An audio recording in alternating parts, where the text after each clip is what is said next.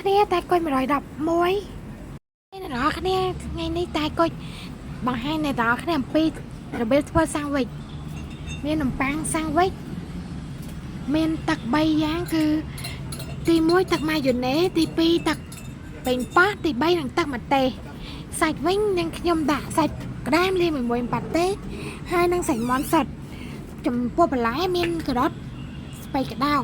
ហើយនឹងប្រអប់ខ្ចប់សាំងវិចផងដែរយើងមានជ្រុញនិងកាបិតសម្រាប់កាត់សាំងវិចស្កុតសម្រាប់បិទកម្របផងដែរអញ្ចឹងយើងត្រូវចាប់ផ្ដើមធ្វើទាំងអស់គ្នាធ្វើសាំងវិចមុនដំបូងយើងយកនំប៉័ងសាំងវិចនឹង2ស្លាយមក1ស្លាយដាក់ការ៉ុតបន្តិចទៅស្ពៃក្តៅបន្តិចសាច់ប៉ាតេ2ចំណិត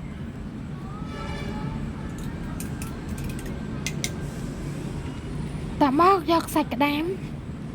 យកមកដាក់ពីលើហើយយើងរោយទឹកម៉ាយ៉ូណេសពីលើរោយមកសាប់ទៅ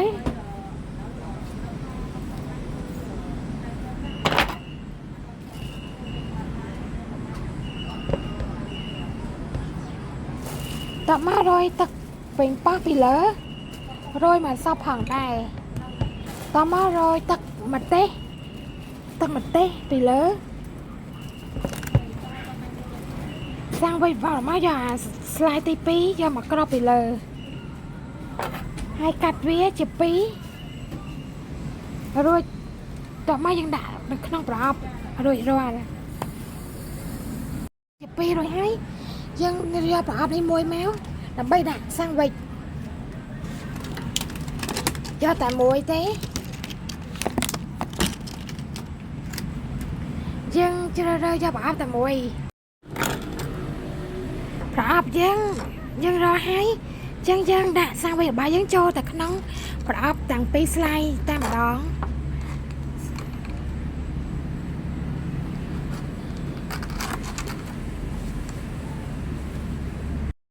សាច់ក្តាមប៉ាតេយើងធ្វើរួចរាល់ហើយអញ្ចឹងយើងបិទកម្របជាមួយនឹងស្កុតតែម្ដងនេះស្កុតយើងបិទកម្របអញ្ចឹងមករួចរាល់សាំងវិចរបស់យើងរួចរាល់ជាការស្រេច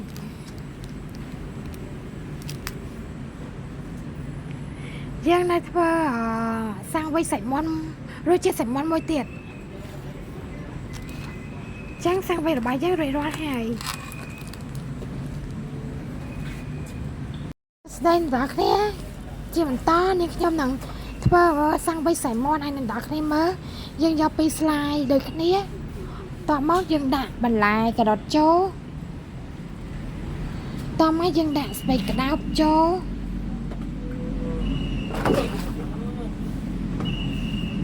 សាច់មាន់របស់យើងបានបែបរួចហើយអញ្ចឹងយើងយកសាច់មាន់ហ្នឹងមកដាក់លើសាំងវិចតែម្ដង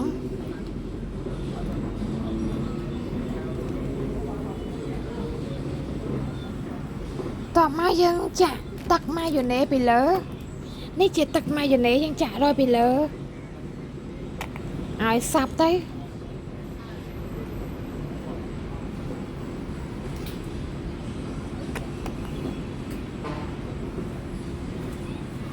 តមកយើងចាក់ទឹកប៉េងប៉ោះពីលើឲ្យសាប់ដែរ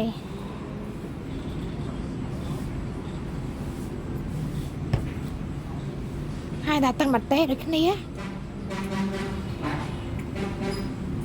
សាំងវិចយើងតមកយើងយកស្លាយទី2គ្របពីលើតមកយើងយកក្បាត់មួយនេះកាត់វាជារាងត្រីកោណរួចតមកយើងយកប្រអប់ដាក់សាំងវិចយើងជ្រើសរើសប្រអប់មួយមកជ្រើសរើសប្រអប់ដាក់សាំងវិចមួយមកយកមកដាក់សាំងវិចរបស់យើងកាត់ជារាងត្រីកោណរួចរាល់ហើយអញ្ចឹងយើងអាចយកសាំងវិចរបស់យើងហ្នឹងដាក់ចូលទៅក្នុងប្រអប់រួចជាសាច់មាន់រួចរាល់ហើយអញ្ចឹងយើងដាក់ប្រអប់រួចរាល់ហើយអញ្ចឹងយើងស្កុតមកបិទប្រអប់តែម្ដងអញ្ចឹងសាំងវិចសាច់រួចជាសាច់មាន់រួចរាល់ហើយ យើងបានសាំងវែករួចពីជ្រុលជាតិគឺរួចជាសាច់មាន់និងសាំងវែករួចជាតិផងសាច់ប៉ាត់តេបនិងក្តាមបាទអ្នកទាំងអស់គ្នាចូលចិត្តសាំងវែក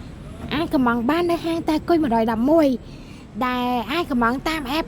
Food Panda ក៏បានឬក៏មកហាងផ្ទាល់ក៏បាននៅក្រាសាំង PPT ធម្មជាងទេពផ្លូវវែងស្រេងសូមអរគុណសូមជួបគ្នានៅវីដេអូក្រោយទៀតបាយបាយ